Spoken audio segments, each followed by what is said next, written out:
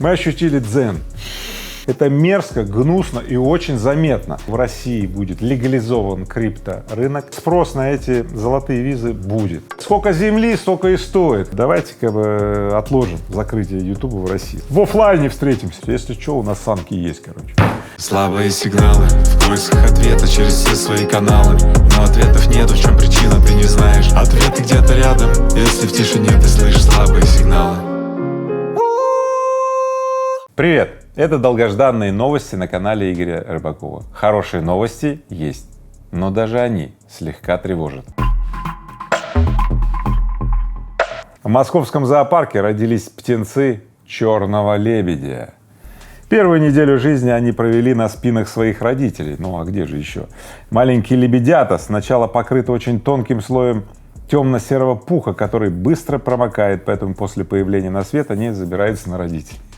И сидят там, пока родители их не скинут. Так почему же это тревожно? Насим Талеб как-то написал книгу, где он описывает, что неожиданные, непредсказуемые события, которые врываются в нашу жизнь и полностью все меняет, ну вот он назвал такие события черные лебеди. Когда черный лебедь врывается в жизнь человека, мало точно не покажется. Поэтому есть здесь сейчас два варианта. Либо эти черные лебеди родились чуть-чуть не вовремя, ну припоздали, вы знаете, да, черный лебедь был чуть-чуть раньше, а черные лебеди вот родились вот попозже, да. Либо есть второй вариант, что то, что уже произошло, это так, цветочки, да, а впереди нас ждет, ну просто полный.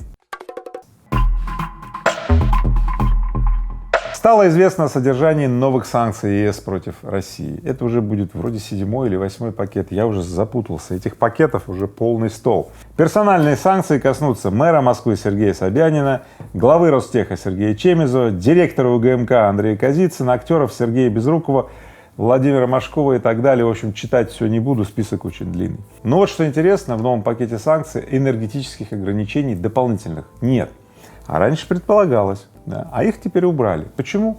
Ну, видимо, Европа готовится к зиме. Не нашли они чем там топить свои печки, так сказать, дровами, что ли, там и так далее. Не нашли. И поэтому, пока не вводят дополнительных ограничений, все-таки какой-то российский газ будет, наверное, идти в Европу, и валюта будет поступать. В общем, надеемся на это, потому что вот мне не нравятся все эти ограничения, когда, знаете, там 30 лет развивали магистрали газовые, там, торговлю налаживали и так далее, и здесь вдруг раз там за год все решили свернуть. Это приводит к огромной нагрузке на домохозяйство, на промышленность, на предпринимателей и так далее. Не нравится мне все это, поэтому дай бог, чтобы все это шло очень медленно и, может, даже вернулось на круги своя. Давайте подождем, буду держать вас в курсе. И вот новость про зиму, ведь Европа готовится к зиме, а в это время россияне же тоже готовятся к зиме. Вот давайте. В России в июне, в июле отмечен всплеск спроса на товары, которые пригодятся зимой. Поэтому если ты еще не запас в погреб товары, которые тебе пригодятся зимой, сейчас вот слушай эту новость обязательно. Итак, в период с 17 июня по 17 июля снегоуборочных машин, внимание, да, покупали в 11 раз чаще, чем годом ранее. Санки более чем в 5 раз чаще, да. А ты купил санки, кстати? Вот, подумай. Число тех, кто приобрел искусственные новогодние ели, выросло почти в 4 раза. В общем, по данным Wildberries, больше всего несезонных покупок совершают жители Московской области, Краснодарского края и Петербурга. Ну, как раз те районы, где у людей есть хоть какие-то бабки, видимо, да. У меня только один вопрос, краснодарцы. Эй, вам-то зачем санки? У вас снега-то не бывает. В общем, короче, разбирайтесь сами, может, вы спекульнуть хотите, какие-то другие регионы отвезти, не знаю. В общем, краснодарцы, кубанцы всегда славились такой, знаете, зажиточностью. Если что, у нас санки есть, короче. Поэтому, ребят, готовьте сани летом, покупайте санки на Wildberries зимой. Таня Бакальчук, я тебя очень люблю, рекламу для Wildberries всегда готов делать. Ну а вы, ребята, подготовьтесь к зиме, зима будет, надо сказать, непростая. Ну вот началось, я же вам говорил, начнется, да, во всем мире существуют золотые паспорта, знаете, это когда платишь там 200 тысяч долларов там, да, в экономику какой-то страны, да, покупаешь недвижимость, какую-то квартиру, и тебе дают паспорт этой страны. Ну вот это началось теперь и в России, ура, ура, ура. Итак, российские золотые визы в первый год после их запуска могут получить 300-400 иностранных инвесторов с общими вложениями 12 миллиардов рублей посчитали в Минэкономразвития. Итак, ребят, если кто-то, иностранец, вложит в экономику России 30 миллионов рублей, а именно в строительную отрасль, сельское хозяйство, промышленность, да, то он может быть счастливым обладателем вот этой вот золотой вот визы из России. То есть право проживать, работать и так далее, и иметь вид на жительство. То есть в будущем ты можешь стать гражданином России. 30 миллионов рублей — это, ну, условно, $500 000, 500 тысяч долларов. Давайте сравним это, например, с гражданством Доминики. 100 тысяч евро или 200 тысяч евро, если ты вложил в недвижимость. Все. Поэтому выходит, что получение права на жительство или золотой визы в России в 4-5 раз больше, дороже стоит. Ну и Россия-то побольше, не в 4-5 раз, а в 100 раз. Вот так аналитики отмечают, что сколько земли, столько и стоит, как говорится. Да. Поэтому, ребят, на самом деле, конечно же, скорее всего, спрос на эти золотые визы будет. Особенно тем людям, которые заработали денег в своих странах, и им надо свалить из этих стран, чтобы их там не закрыли, да, поэтому они чик-чирик, оп, получили золотую визу в России, здесь инвестировали и осели, да, ну, например. Кстати, вот эти золотые визы других стран иногда именно вот по этой причине это люди и берут. Давайте так, порадуемся, новость в принципе хорошая, чем больше богатых людей с бабками, с деньгами приезжают в Россию, это хорошо, он покупает недвижимость, там, промышленность какую-то, инвестирует в сельское хозяйство, все это хорошо. Единственное так, жуликов нам не надо, криминала нам не надо, и поэтому, если это будут все-таки криминальные деньги, я надеюсь, что этот Минэкономразвития найдет способ заблокировать, да, приход криминальных денег в Россию. В Москве проверили работу системы оповещения. Сирены включали не более чем на минуту. Я, честно говоря, не слышал. Готовился, что-то вот ухо свое оттопыривал и так далее. Я не услышал, как их там включили-выключили, да. Когда вот, например, сирену пожарной безопасности у меня в офисе включают, это просто какой-то. Все вываливают на улицу, все куда-то идут, это мерзко, гнусно и очень заметно. А вот работу системы оповещения я, честно говоря, не заметил. Поэтому, по сути, там в городах, особенно в крупных, где скопление людей огромное, должны быть такие громкоговорители. Если что, они должны всех оповещать: внимание, всем спрятаться куда-то. Куда прятаться, я не знаю, наверное, в метро, если где есть. А где нет метро, куда прятаться? В общем, ребят, подготовьте заранее вот эти вот все места эвакуации, освободите проходы, чтобы, так сказать, ну, когда пожар, какой-то ЧП и так далее, чтобы вы не задохнулись от огня и могли эвакуироваться. Вот. Поэтому еще раз говорю, кто слышал в Москве работу системы оповещения, напишите мне в комментарии, чтобы я был уверен, что действительно систему оповещения проверяли. Новости от Центрального банка. Как вы знаете, Центральный банк является мощным агентом, купирующим этот кризис. Каждый день они на страже того, чтобы финансовая система не рухнула, да, и экономика не была обескровлена, да, от резкого прекращения вот этого деньгодвижения. Так вот, ЦБ каждый день что-то делает, и вот сегодня он тоже сделал очень важное действие. Давайте разберем, какое. Итак, Центральный банк выпустит монеты с изображением редких растений и грибов. Вот. Все монеты войдут в серию «Красная книга», их номинал будет равен 2 рублям, и они будут сделаны из серебра. И на монетах будут изображены одуванчик, сейчас будьте внимательны, одуванчик белоязычковый, фиалка надрезанная и гриб сетконоска сдвоенная. Центральный банк делает вклады в то, чтобы стабилизировать российскую финансовую систему. Вот доказательство. Финансовая система точно теперь не рухнет, если одуванчик белоязычковый будет на 2-рублевой монете серебряной. Вот все. Мы ощутили дзен. Все. И вообще все там раскупили золотые паспорта российские, все, потому что российская финансовая система после этого будет надежнее уже некуда. И никакой черный лебедь сюда прилететь не может. А если какой-то черный лебедь там прилетит, мы его отгоним сетконоской сдвоенной, да, и на шашлык пожарим. Все. Эта новость всех взволнует, кого интересуют переводы денег за границу. Да? Я вот, например, давеча переводил тут SWIFT один там неделю шел, да, в Узбекистан, да, другой завис, обратно вернулся, я об этом рассказывал, да. Вот, поэтому всех волнует, как будут переводы, потому что, ну, родственникам отправить деньги за учебу, там, за лечение и так далее, а они никогда не проходят, и что делать? А вот и все. Осенью ВТБ запустит новый сервис перевода за границу по номеру телефона и без SWIFT. Вот. Страны СНГ для начала, потом будут расширять страны. Короче, переводы будут доступны в рублях, банк-корреспондент будет конвертировать их в национальную валюту прямо на месте. Размер комиссии пока не утвердили. Может быть такая комиссия, что воспользоваться этим сервисом вам больше не захочется, когда увидите, а может быть и нет. Давайте посмотрим, буду держать вас в курсе.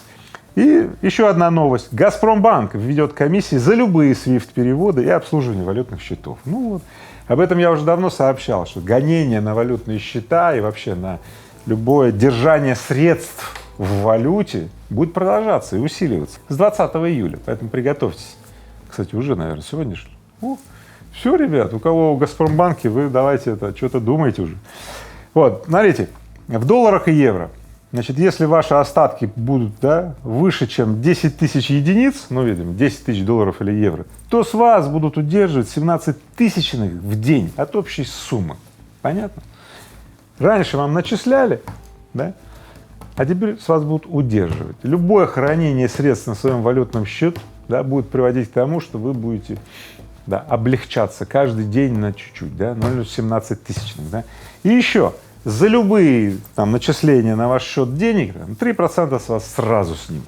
Если вы хотите, чтобы Газпромбанк 17 тысячных каждый день с вас не снимал, вам придется сейчас снять в кэше и доллары, и тоже положить их. Доллары и евро тоже положить в погреб.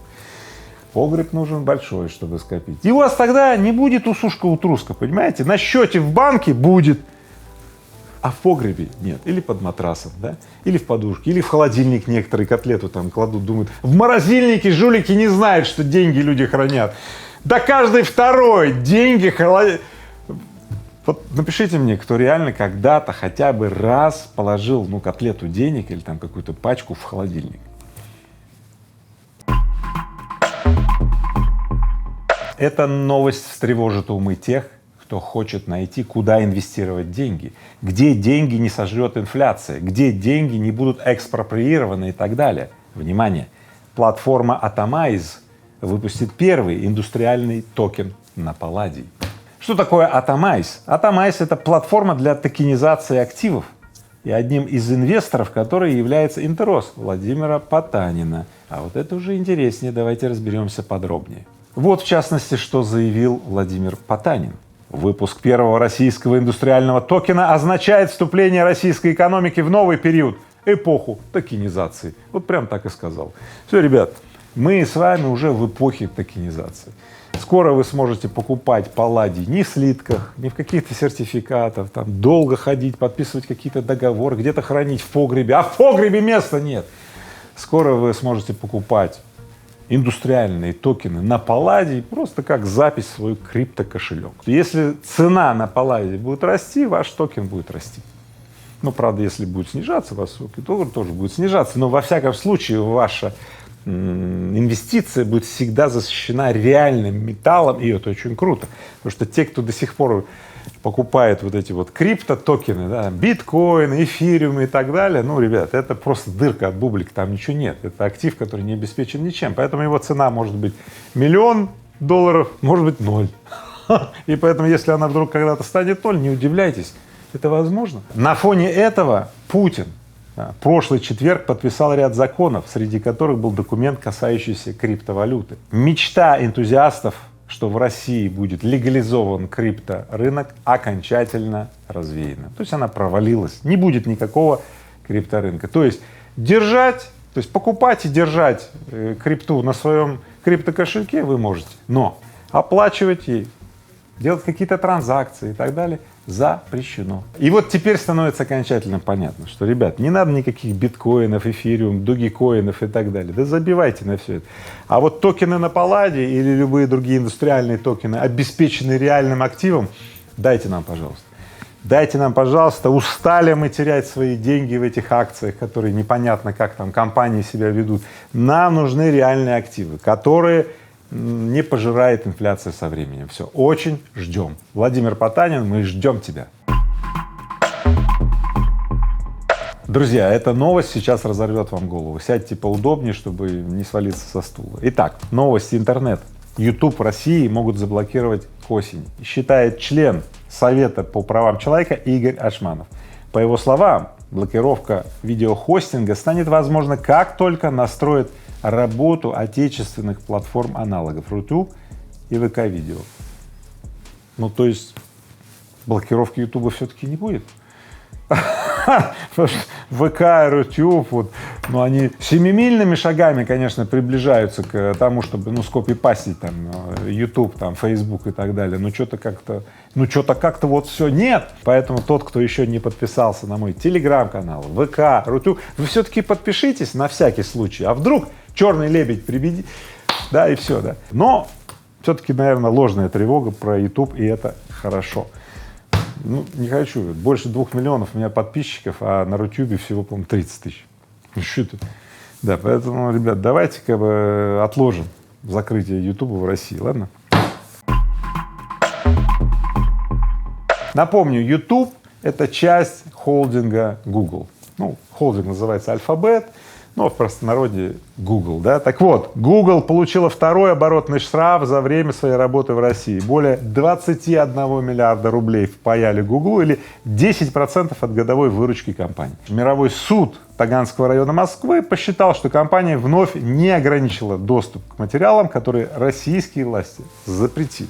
Видимо, российскому представительству Гугла, ну, в общем, больше не жить, потому что такие штрафы, ну, они полностью обанкрачивают эту компанию. И, да. В принципе, создается предпосылки для того, что Google, в общем-то, останется вне закона в России.